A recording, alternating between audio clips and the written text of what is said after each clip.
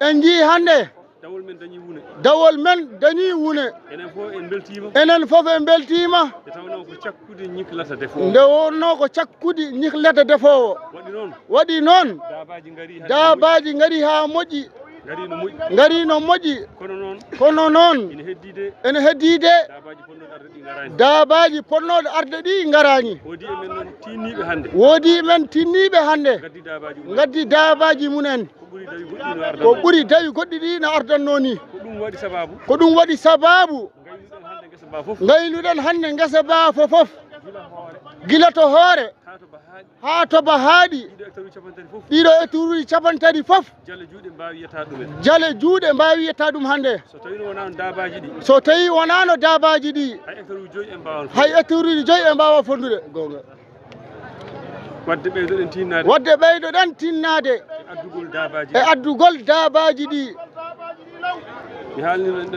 o haalni en ɗo ñandena hewɓe men tawaka oy joni noon gese men ɗe fofof eɗen gandi ko dabaji ndemirten toon baɗo gesa ko gese men woto neɗɗo accu dabaji mum gesa mum adda jale jungo ɗum ittani tinnoɗen hen no feewi gadden dabaji ɗi kala dawol jontugol gadden dabaji ɗi so tawi eɗen gadda dabaji ɗi aset tan ha aset tan yimɓe ndawata inchallahu taala joni noon ngolɗo dawol no wayi ɗo ni hande aset dawtoyten inchallah so tawi Allah jaaɓi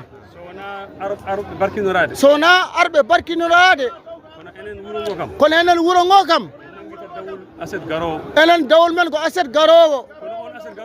oy aset garowo noon garowo fof yo addu daba mum aset guirten maajo o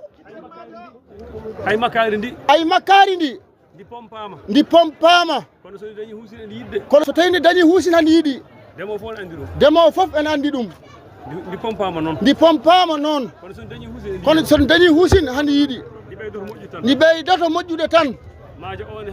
maajo o ene hatujini ɗeɗo guerte ene katujini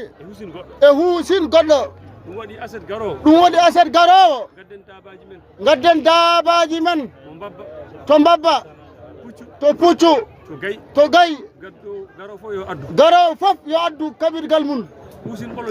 huusin ɓolo joguiɗa